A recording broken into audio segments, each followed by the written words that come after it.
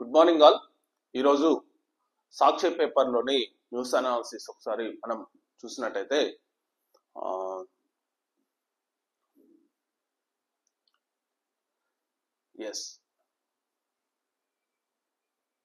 రష్యాతో వ్యాపారం చేస్తే ఊరుకోమని చెప్పి నాటో ప్రధాన కార్యదర్శి మార్క్ రుట్టే ఒక వ్యాఖ్య చేయడం జరిగింది. అసలు నాటో అనేది ఒక దేశం కాదు. ఒకటి దీని గురించి ఒకసారి చెప్తే, నాటో అంటే North Atlantic Treaty Organization. The North Atlantic Treaty Organization ఇది ఒక సైనిక కూటమి. నిజంగా చెప్పాలంటే ఒక సైనిక కూటమి. దీంట్లో 32 దేశాలు ప్రెసెంట్ గా సభ్యత్వ దేశాలు ఉన్నాయి. దీని పర్పస్ ఏంటంటే, నాటో వాళ్ళు ఏర్పరచుకున్న సమయంలో ఆ కూటమి పర్పస్ ఏంటంటే, ఈ 32 దేశాలలో వేరే దేశం ఆ దేశాలపై అటాక్ చేస్తే 32 దేశాలు కలిసి ఆ దేశాన్ని ఎదుర్కోవడం అన్నమాట. అంటే ఒక కూటమి అన్నమాట. ఆ కూటమి సభ్యత్వ దేశాలలో వేరే దేశం ఏదైనా అటాక్ చేస్తే కూటమి మొత్తంగా ఆ దేశం వైపు ఎదుర్కోవాల్సి వస్తుంది. సో ఇది అన్నమాట దీని యొక్క purpose. So NATO, North Atlantic Treaty Organization. So దీనిని ఇప్పుడు ప్రెసెంట్ గా మార్క్ రుట్టే, ఇతను ప్రధాన కార్యదర్శి అనమాట నాటోకు. ఇతను ఇప్పుడు ఏం చేస్తున్నాడంటే, రష్యాతో వ్యాపారం చేస్తే ఊరుకోమని చెప్పి కొంచెం బెదిరింపు వ్యాఖ్యలు చేస్తున్నాడు అనమాట. అంటే ఒక దేశం తరపున 32 దేశాల తరపున నేనే ఒక పెద్ద లీడర్ అన్నట్టు ఇతను వ్యాఖ్యలు చేయడం అనేది ఆ దేశాల వాళ్ళే, నాటో సభ్య దేశాలే ఆశ్చర్యపోతున్నాయి. సో ఇంత అధికారం ఇతనికి లేదనమాట. సో అధికారం లేని వ్యాఖ్యలు చేయడం అనేది ఒక దుస్సాహసం అని చెప్పి చాలా మంది నాటో సభ్యత్వ దేశాలే మనసులో అనుకుంటున్నాయి. సో యాక్చువల్లీ రష్యా ఉక్రెయిన్ యుద్ధం అనేది మేజర్ గా నాటో వల్లనే ఈ యుద్ధం అనేది, రష్యా అనేది ఉక్రెయిన్ పై సైనిక చర్యను ఆపరేషన్ ను ప్రారంభించింది. ఎందుకంటే ఉక్రెయిన్ నాటోలో సభ్యత్వం కావాలని చెప్పి అప్లికేషన్ పెట్టుకుంది. సో నాటోలో మేము చేరుతామని చెప్పి ఉక్రెయిన్ ఒక అప్లికేషన్ పెట్టుకుంది. దాన్ని ఆమోదిస్తూ నాటో సభ్యత్వ దేశాలన్నీ కలిపి ఉక్రెయిన్ కు నాటో సభ్యత్వం ఇవ్వాలని చెప్పి నిర్ణయించుకున్నాయి. ఇక్కడ ఏంటంటే, రష్యాకు ఉక్రెయిన్ కు దాదాపు చాలా పెద్ద బార్డర్ ఉంటుంది. కొన్ని వేల కిలోమీటర్ల బార్డర్ ఉంటుంది అనమాట రష్యాకు ఉక్రెయిన్ కు. అప్పుడు ఏమైపోతుందంటే, ఉక్రెయిన్ బార్డర్ లో 32 దేశాల సైనికులు ఇక్కడ పహారా కాస్తుంటారు. ఉక్రెయిన్ అంటే రష్యా ఉక్రెయిన్ బార్డర్ లో.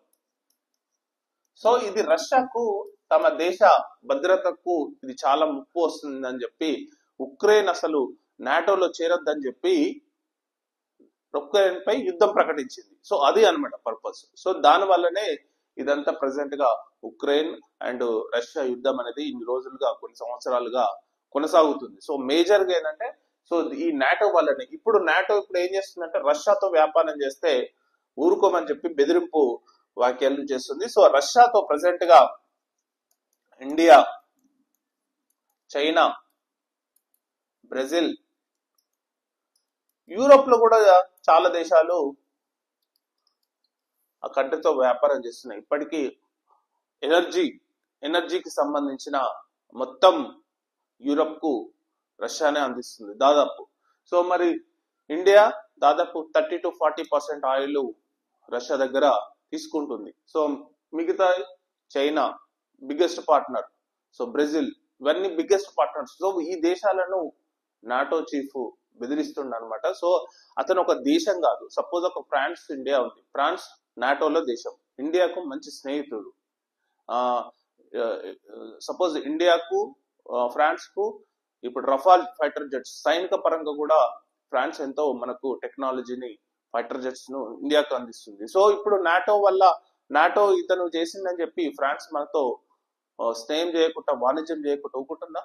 సో ఎవరి దేశం సార్వభౌమత్వాన్ని ఆ దేశం మొదలుకొని నాటోకు అప్పగిస్తుందా? సో ఇతని వ్యాఖ్యలు అనేది చాలా అభ్యంతరకరమైన చెప్పి వాళ్ళే అనడం జరిగింది అనమాట. సో ఇది నెక్స్ట్, నిమిషాను క్షమించలేం. తన సోదరుడిని దారుణంగా హత్య చేసిన కేరళ నర్స్ నిమిషా ప్రియను క్షమించలేనని అబ్దుల్ ఫతాహ్ మోదీ తేల్చి చెప్పారు. సో ముఖ్యంగా 16 తారీఖు రోజు యాక్చువల్లీ ఈమెకు ఉరిశిక్ష పడాల్సి ఉంటుంది 16 తారీఖు రోజు. సో కానీ ఒక మత పెద్ద, అంటే కేరళలోని ఒక మత పెద్ద ఇన్వాల్వ్ అయ్యి ఆ శిక్షను వాయిదా వేయించారు. అంటే తాత్కాలికంగా దాన్ని వాయిదా వేయించారు. ఎందుకంటే బ్లడ్ మనీ, అంటే వాళ్ళు ఎంత ఆఫర్ చేశారంటే 8,50,00,000 రూపాయలు ఇండియన్ కరెన్సీని ఆఫర్ చేయడం జరిగింది. ఎవరికంటే ఈ ఎవరైతే ఈమె ఆ వ్యక్తిని చంపిందో ఆ కుటుంబానికి. దీన్నే బ్లడ్ మనీ అంటారు అనమాట, రక్తపు కూడా అంటారు అనమాట. ఇది ముఖ్యంగా ఇస్లాం షరియా చట్టంలో ఉన్నది. ఎందుకంటే ఒక వ్యక్తిని హత్య చేసినట్టయితే ఆ క్షమించే గుణం ఆ కుటుంబానికే ఉంది తప్ప ఏ రాజుకు లేదని చెప్పి అక్కడ షరియా చట్టంలో ఉందన్నమాట. అందుకనే రాజులు గాని ప్రభుత్వాలు గాని ఇన్వాల్వ్ కాలేరు. ఎంత పెద్ద వాళ్ళైనా సరే ఆ కుటుంబం మాత్రమే హక్కు ఉంది. ఆ కుటుంబం క్షమిస్తే క్షమాపణ ఓకే అయినట్టు, లేకపోతే బ్లడ్ మనీ తీసుకొనైనా వాళ్ళు రిటాలియేషన్ గా క్షమిస్తారనమాట. కానీ ఈ బ్లడ్ మనీని కూడా వాళ్ళు తీసుకోవడానికి యాక్సెప్ట్ చేయట్లేదు. సో ఆ కుటుంబం అనేది ఫైనల్ గా చెప్పింది ఏంటంటే ఆ బ్లడ్ మనీని మేము తీసుకోమని చెప్పి ఆమెకు శిక్ష పడాల్సిందే అని చెప్పి ఆ కుటుంబం వాళ్ళు, విక్టిమ్ కుటుంబం వాళ్ళు అనడం జరిగింది. సో మరి ఈ ఈ శిక్ష అనేది ఎప్పుడు అమలు చేస్తారా ఎప్పుడు అనేది ఇంకా తెలియదు. అసలు ఇంకా దీనిపై ఇంకా ఫర్దర్ గా డీటెయిల్స్ అనేవి ఇంకా ఏం రాలేదు. సో యోమన్ లో సనా క్యాపిటల్, అంటే హౌతీ రెబల్స్ ప్రజెంట్ గా వాళ్ళు అక్కడ పరిపాలిస్తున్నారు అనమాట. యోమన్ అనేది హౌతీ రెబల్స్ పరిపాలనలో ఉంటుంది. సో వాళ్ళు హౌతీ రెబల్స్ పరిపాలన షరియా, అంటే ముస్లిమ్స్ పూర్తిగా ముస్లిం కంట్రీ. సో ఆ షరియా చట్ట ప్రకారం ఉంటుంది. సో దీనిపై ఇంకా అయితే ఏదైతే హోప్ ఉందో, ఏదైతే వాళ్ళు బ్లడ్ మనీ కోసం వాళ్ళైతే ఎదురు చూసారో వాళ్ళైతే నిరాకరించారు. తీసుకోవడానికి 8,50,00,000 ఇస్తేందుకు మేము నిరాకరించాం, మాకు వద్దు, ఈ మనీ వద్దు అని చెప్పి వాళ్ళు కుటుంబం వాళ్ళైతే చెప్పడం జరిగింది. సో ఫర్దర్ గా ఎలాంటిది ఉంటుందో మరి చూడాలి మరి ఇది.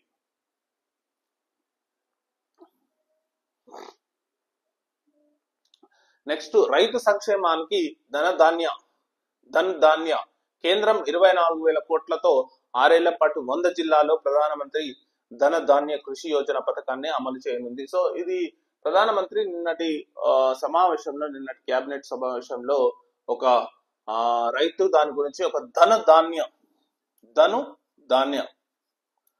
దీని యొక్క ముఖ్య లక్షణం ఏంటంటే ప్రధానమంత్రి ఇప్పుడు యాక్చువల్ ఏంటంటే 24,000 కోట్లతో 6 ఏళ్ల పాటు ఈ కార్యక్రమానికి, ఈ పథకానికి నిధులు అందిస్తున్నారు అనమాట. సో ముఖ్యంగా 100 జిల్లాలో ఈ పథకాన్ని ప్రజెంట్ గా అమలు పరుస్తున్నారు. భారతదేశంలోని 100 జిల్లాలో. ముఖ్యంగా ఈ పథకం యొక్క ఉద్దేశం ఏంటంటే దిగుబడి పెంచడం. దిగుబడిని ఏదైతే తక్కువ దిగుబడి ఉన్న డిస్ట్రిక్ట్లో దిగుబడి పెంచడం. సో వ్యవసాయానికి ఆధునికత జోడింపడం అనమాట. అంటే అప్డేట్, అంటే వ్యవసాయంలో ఆధునికత యంత్రాలు, ఆధునికంగా వ్యవసాయం చేయడం. సో దాని గురించి ఈ పథకం అనేది చాలా ఉపయోగపడుతుంది. ఈ పథకం అనేది ఇంప్లిమెంట్ అవుతుంది అనమాట. సో ఇందుకనే ప్రధానమంత్రి నరేంద్ర మోడీ ధనధాన్య పథకాన్ని ప్రవేశపెట్టారు. సో ఇది మేజర్ గా 24 కోట్లతో ప్రతి సంవత్సరం ఇది 6 ఏళ్ల పాటు కొనసాగుతుందని చెప్పి ఈ కేంద్ర మంత్రి అశ్విని వెల్లడించారనమాట.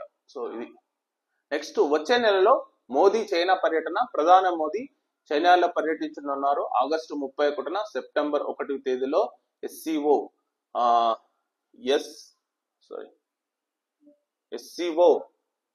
సదస్సులో పాల్గొంటారనమాట. ఎస్సీఓ ఈ సదస్సులో పాల్గొంటారనమాట. సో మరి ప్రధానమంత్రి మోదీ చైనా పర్యటనను దాదాపు ఖరారు అయిపోయింది. ఎందుకంటే ప్రజెంట్ గా చైనాలో భారతదేశ విదేశీ వ్యవహారాల మంత్రి జయశంకర్ పర్యటించి చైనా అధ్యక్షుడు జిన్పింగ్ ను కూడా కలవడం జరిగింది. ఈ మధ్య కాలంలో చైనా భారత్ను వాణిజ్య పరంగా ముందడుగు, అంటే ఇంకా ఎక్కువ అభివృద్ధి చేసుకోవాలని చెప్పి ఇరు దేశాలు ఒక అగ్రిమెంట్ కు రావడం జరిగింది. ఎప్పుడైతే గాల్వాన్ ఇష్యూ జరిగిందో ఆ తర్వాత 2 దేశాల మధ్య ఉద్రిక్తతల నేపథ్యంలో వాణిజ్యం కూడా అంతంత మాత్రంగానే ఉండే, అయినా అయినా సరే దాన్ని ఇంప్రూవ్ చేయాలని చెప్పి ఇరు దేశాలు ఒక అంగీకారానికి ఒక కొలిక్కి వచ్చి దాన్ని చర్చల ద్వారా పరిష్కరించుకోవాలని చెప్పి ఇకపై నుంచి దూకుడుగా వ్యవహరించొద్దు, ఇరు దేశాల సైనికులు సంయమనం పాటించాలని చెప్పి ఈ రెండు దేశాలకు వాళ్ళు ఆదేశించడం జరిగింది. ఆ తర్వాత మెల్లగా వాణిజ్యపరంగా రెండు దేశాలు ముందడుగు వేశాయి. ఎప్పటి నుంచో మనకు ఇప్పుడు కైలాస్ యాత్ర చేయాలంటే ఖచ్చితంగా చైనా పర్మిషన్ ఉండాలి. అంటే చైనా టిబెట్ అట్లా ఆ రూట్ లో వెళ్లాల్సి ఉంటుంది. దానికి పర్మిషన్ ఇచ్చింది చైనా. ఎందుకంటే గాల్వాన్ తర్వాత కొన్ని రోజుల వరకు ఆపింది. కానీ ఇప్పుడు ఈ మొన్న దాంట్లో కైలాస ప్రయాణంకు మన భారతదేశ ప్రయాణికులకు పిలిగ్రిమ్స్ కు ఒక బ్యాచ్లుగా వాళ్ళు అనుమతించడం జరిగింది. అంటే రెండు దేశాల మధ్య సఖ్యత అనేది మళ్ళీ మంచిగా కొనసాగుతుంది. సో ఇదే నేపథ్యంలో ప్రెసిడెంట్ గా జయశంకర్ చైనాలో పర్యటిస్తున్నాడు. సో ఆ దేశాలతో చర్చలు అనంతరం ప్రధానమంత్రి కూడా చైనా పర్యటనను ఖరారు చేసుకోవడం జరిగింది. మేజర్ గా ఆగస్టు 31, సెప్టెంబర్ 1 తేదీలలో SCO సదస్సులో పాల్గొనబోతున్నారు అనమాట. ఇది మేజర్ గా షాంఘై ఎకనామిక్ ఆర్గనైజేషన్ అని చెప్పి SCO ఒక సదస్సు ఉంటుంది. సో ఆ సదస్సులో పాల్గొనడానికి ప్రధానమంత్రి మోడీ పర్యటన ఖరారు అయిపోయిందని చెప్పి ఇక్కడ ఒక వార్త చూడొచ్చు. ఇది నెక్స్ట్ స్థానిక స్థానాలు ఖరారు. సో రాష్ట్రంలో జెడ్పీటీసీ, ఎంపీటీసీ, ఎంపీపీల సంఖ్య వెల్లడి, ఉత్తర్వులు జారీ చేసిన ప్రభుత్వం అని చెప్పి ఒక వార్త మనం చూసినట్టయితే ప్రెసెంట్ గా తెలంగాణ రాష్ట్రంలో స్థానిక సంస్థల ఎన్నికల ప్రక్రియ కొనసాగుతుంది. సో ఈ కొనసాగడంలో ముఖ్యంగా తెలంగాణలో స్థానాలు ఖరారు కావడం అనేది చాలా ఇంపార్టెంట్. ఎందుకంటే కొన్ని స్థానాలు మున్సిపాలిటీలో కలవడం, కొన్ని స్థానాలు రాజధాని పరిధిలో, సో ఇట్లా GHMCలో కలవడం, HMDAలో కలవడం, సో ఇట్లాంటి చాలా పరిస్థితులు ఉంటాయి. కాబట్టి ఫైనల్ గా వీళ్ళు ఖరారు చేసిన స్థానాలు ఏంటంటే ఇప్పుడు జెడ్పీలు అంటే జెడ్పీ చైర్పర్సన్స్ కానీ జెడ్పీ చైర్మన్స్ కానీ ఉంటారు. సో జెడ్పీలు 31, సో జెడ్పీటీసీ స్థానాలు 566, సో మరి ఎంపీపీలు 566. సో జెడ్పీటీసీలు ఎంపీటీసీలు సేమ్ ఉంటారు. సో జెడ్పీటీసీ ఎంపీపీలు నాట్ ఎంపీటీసీ సారీ జెడ్పీటీసీ ఎంపీపీలు 566, ఎంపీటీసీ స్థానాలు వచ్చేసి 5773 స్థానాలు ఎంపీటీసీలు. గ్రామ పంచాయతీలు వచ్చేసి 12778 స్థానాలు గ్రామ పంచాయతీలు. సో వార్డులు వచ్చేసి 1,12,694. ఇవి వార్డుల సంఖ్య అన్నమాట. సో ఇప్పుడు మనం ఒకసారి చూసినట్టయితే 2019 ఎన్నికలతో పోల్చితే తగ్గిన స్థానాలు ఎందుకు తగ్గుతాయంటే కొంచెం హైదరాబాద్ రేంజ్ అనేది పెరుగుతుంది కాబట్టి వాటికి సపరేట్ గా GHMC ప్లస్ ఇది మున్సిపాలిటీ ఇట్లాంటి ఎలక్షన్ లో వీటిలో విలీనమైనవి కాబట్టి ఈ జెడ్పీ చైర్మన్ ఇవి జెడ్పీటీసీలు కానీ ఇవి తగ్గే అవకాశం ఉంది. కాబట్టి ఆ స్థానాలను మనం ఇక్కడ చూడొచ్చు అనమాట, రిఫ్లెక్ట్ కావడం జరిగింది. సో ఇది ఆ ముచ్చటే లేదు, బనకచర్లను ఏపీ ప్రస్తావించలేదు, మేము ఆపమనలేదు. ఢిల్లీలో జలశక్తి మంత్రి వద్ద భేటీ అనంతరం సీఎం రేవంత్ రెడ్డి ఒక ప్రెస్ మీట్ పెట్టడం జరిగింది. మేజర్ గా ఢిల్లీలో ఒక ప్రెస్ మీట్ పెట్టడం జరిగింది. సో ఆ ప్రెస్ మీట్ లో సీఎం రేవంత్ రెడ్డి సిఆర్ పాటిల్ అంటే కేంద్ర జలశక్తి మంత్రి కలిసిన అంటే ఎవరైతే ఆంధ్రప్రదేశ్ ముఖ్యమంత్రి అండ్ తెలంగాణ ముఖ్యమంత్రి ఇద్దరు ఒకటేసారి కలవడం జరిగింది. సో ఆ కలిసిన దాంట్లో బనకచర్ల ప్రాజెక్ట్ అనేది అంశమే లేదు, దాని గురించి చర్చనే అవసరం లేదని చెప్పి దాంట్లో అని చెప్పి రేవంత్ రెడ్డి గారు అనడం జరిగింది. అసలు దాని గురించి చర్చనే లేదు, దాని గురించి అంశాన్నే తీసుకురాలేదు, మేము ఎలా చర్చిస్తామని చెప్పి ఇక్కడ అనడం జరిగింది. సో మిగతా విషయాలను మాత్రం కొంత మాత్రం చర్చించడం జరిగింది. గోదావరి బోర్డు హైదరాబాద్, కృష్ణా బోర్డు ఏపీలో ఏర్పాటు చేయాలని చెప్పి ఒకటి నిర్ణయించామని చెప్పి ఒక వార్త అయితే ఇక్కడ ఉంది. గోదావరి బోర్డు అంటే గోదావరి పరివాహక ప్రాంతం మొత్తం వస్తుంది అనమాట. గోదావరి పరివాహక ప్రాంతంలోని దాన్ని తీసుకునే బోర్డును హైదరాబాద్ లో ఏర్పాటు చేయడం ప్లస్ కృష్ణా పరివాహక బోర్డు అనేది ఆంధ్రాలో ఏర్పాటు చేయడం అని చెప్పి రెండు రాష్ట్రాల ముఖ్యమంత్రులు అంగీకరించారని చెప్పి ఇక్కడైతే వార్త ఒకటైతే మనం చూడొచ్చు. సో ఇది అనిల్ హత్య వెనుక టీడీపీ సీనియర్ ఎమ్మెల్యే మనవడు. సో ఇది ప్రజెంట్ కల్చర్.